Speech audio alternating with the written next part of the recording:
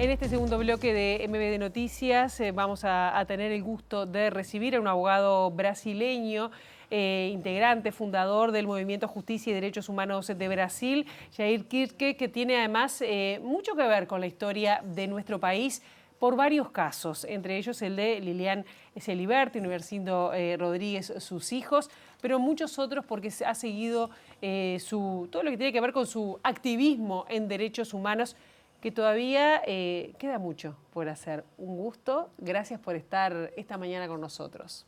Sí, yo que agradezco esta atención para conmigo. Por favor.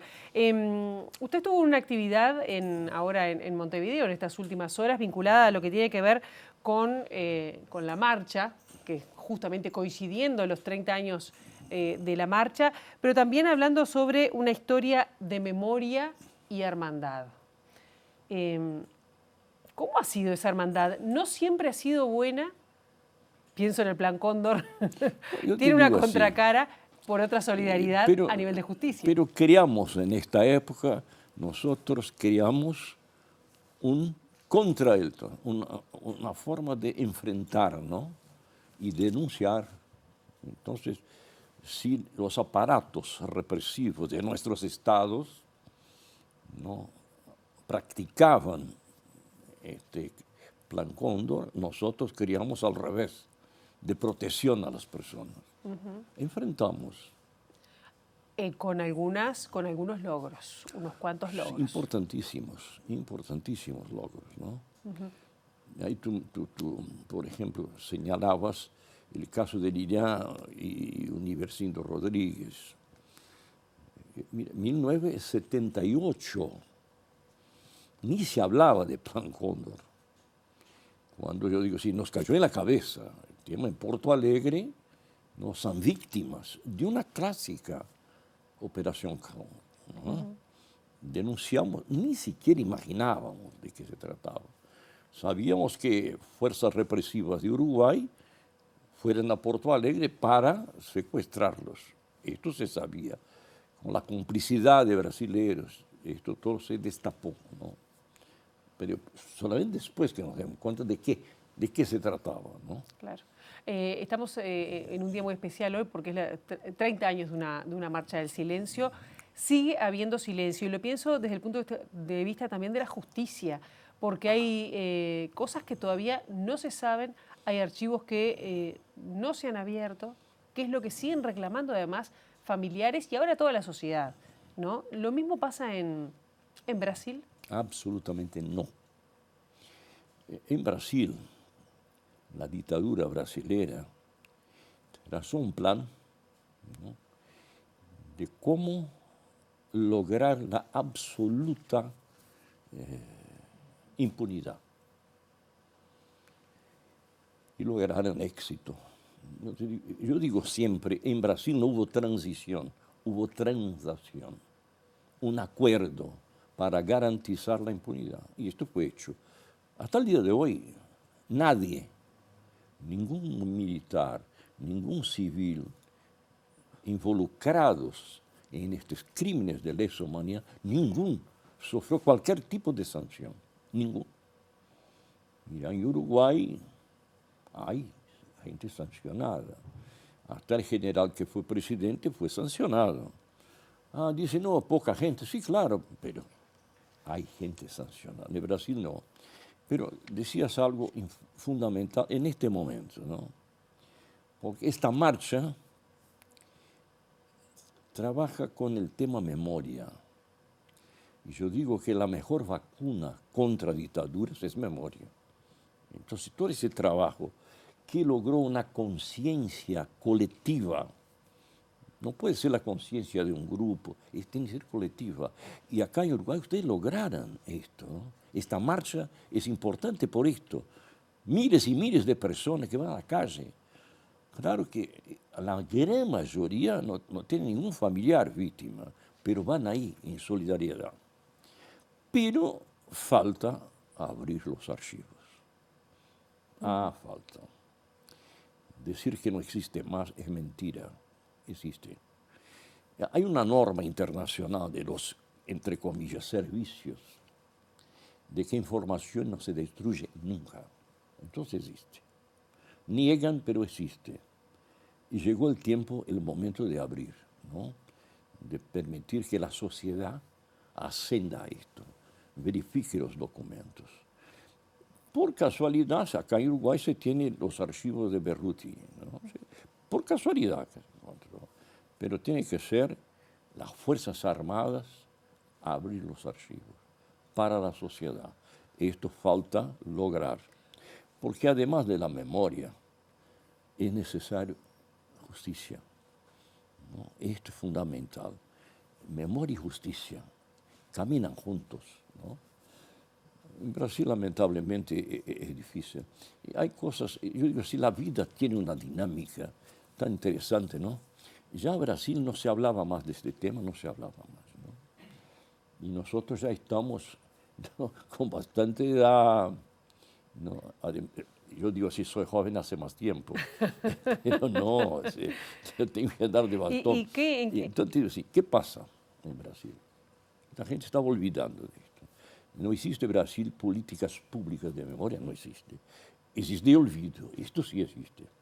Y de repente una película... Eso le iba a preguntar, porque la película cayó en un momento que muy especial, ganó un Oscar y la ha visto mucha gente develando. Sí, miles y miles, y de gente joven. Entonces tuvo esta cosa que ya no se hablaba y de repente pone en la mesa la discusión del tema. Esto nos llenó de esperanza de retomar. Yo voy a contar algo que es importante que sepan, ¿no? En 30 de agosto del año pasado, por casualidad, yo estaba en Brasilia, esta fecha es el Día Internacional del Desaparecido Político. Un grupito de familiares fueron al Palacio del Gobierno esperando ser recibidos por Lula. Entre ellos estaba la hija mayor de Rubens. El diputado que fue, bueno, del torturado, caso desaparecido. Exacto. Estaba la hija. Lula no los recibió y más, mandó a la policía a echarlos. 30 de agosto. Eso no es secreto, la prensa publicó esto. Pasa un tiempo muy corto, la película gana el Oscar. Mira, fantástico. Ahí Lula viene públicamente a decir qué maravilla, qué cosa. Es terrible esto, pero de cualquier manera logróse poner en la mesa a discutir. Y esto para nosotros es importante y tenemos que aprovechar, ¿no? Mucha gente joven ahí estaba en el cine. A mí me encantó, ¿no? Porque trabajamos mucho en esto, con pocos espacios. La prensa ya no nos da más espacio. Ahora, ¿qué pasa? Y le quiero hacer dos preguntas en una. ¿Hay miedo de los mandatarios del sistema político para ordenar efectivamente abrir los archivos para que se investigue cuáles son esos archivos ocultos? Y luego, vinculado a esto, sigue habiendo 2x3 avances negacionistas o el silencio de gobernantes, como usted hacía referencia recién, o personas como, bueno, su tocayo Jair, pero en este caso Jair Bolsonaro, avances de la derecha. Pero ¿hay miedo para hacer ese impulso? Y por otro lado, el impulso negacionista. Te digo así, es la transición. Ese es el tema, ¿no? Esta transición para empezar una democracia no amplia porque no se pone los autores de los crímenes y que tiene vigencia hasta el día de hoy. El año pasado se cumplió 60 años del golpe en Brasil, 60 años. Lula oficialmente prohibió manifestaciones porque podría molestar a los señores militares, ¿no? No pueden ser molestados. Hubo un intento de golpe en 8 de enero de 2023, hubo un intento de golpe. Y los militares estaban involucrados en esto. Y Lula trata el tema así con mucho cuidado. Esto para mí es terrible, porque son responsables. Es una locura tan grande. Hoy en día en Brasil no hay ningún oficial general del ejército, de la marina, de la aviación, ninguno, que de alguna manera tiene que ver con estos hechos de la dictadura. ¿no? Porque los que ya están jubilados, la gran mayoría ya se murió, son oficiales generales, gente joven, pero que sigue con la misma actitud, sigue con la misma actitud. No quieren saber de abrir archivos. Y lo existe, claro que lo existe, ¿no? Esto es terrible. Y se hizo una comisión de la verdad en Brasil. Y yo digo que es de la casi verdad, ¿no? Porque no pude investigar. Te cuento un hecho. Sí. De repente, esta comisión formalmente pide a las Fuerzas Armadas que diga los locales físicos donde ocurrieron torturas.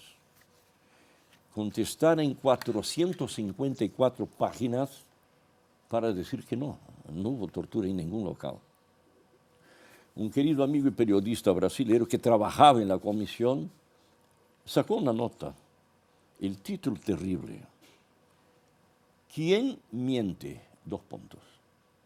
Dilma, entonces presidente, o los generales, interrogación.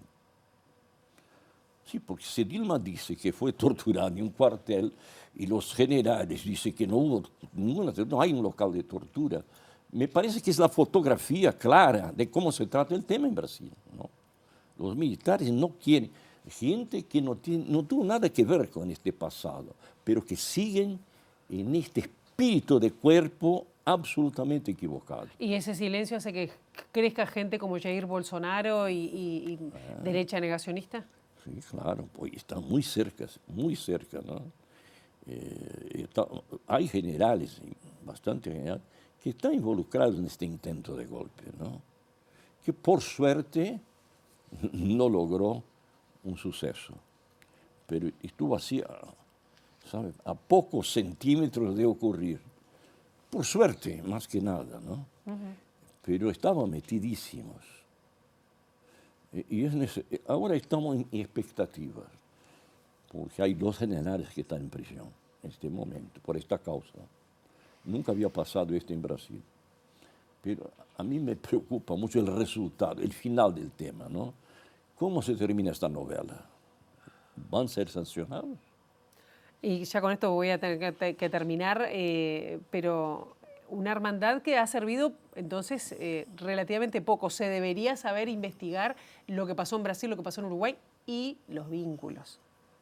Eso está faltando.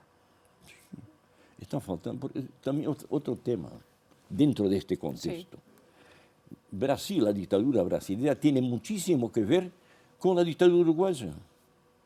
El apoyo al golpe acá en Uruguay es brasileño.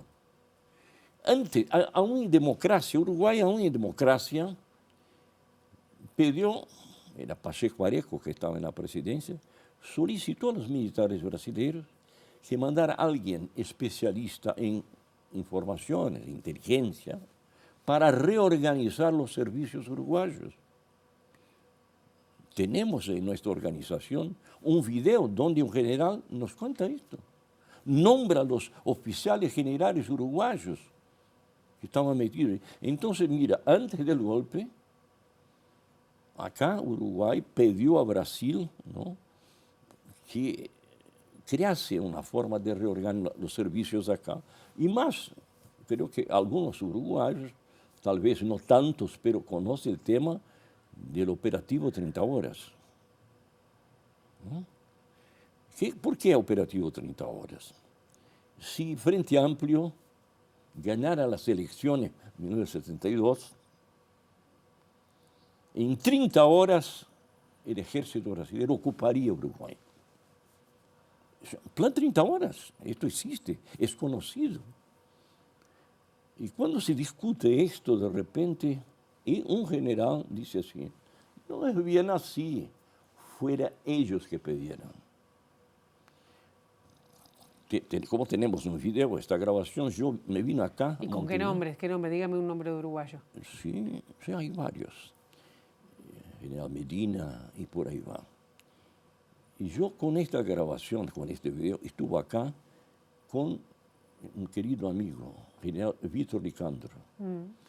Sí, me dijo: general, ¿esto puede ser? Me dije: sí, claro que sí. Claro que sí. Pacheco Areco quería permanecer en la presidencia. Intentó cambiar la Constitución para lograr una posibilidad de reelección.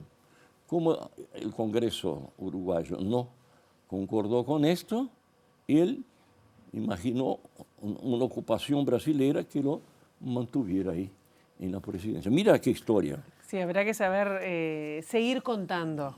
Hay muchas cosas que contar. Muchas cosas que contar. Jair Kirchner, muchísimas gracias por ahora. Espero que tenga una buena estadía. Usted que viene bastante seguido por Montevideo. Ha sido un gusto como siempre. Muchísimas gracias.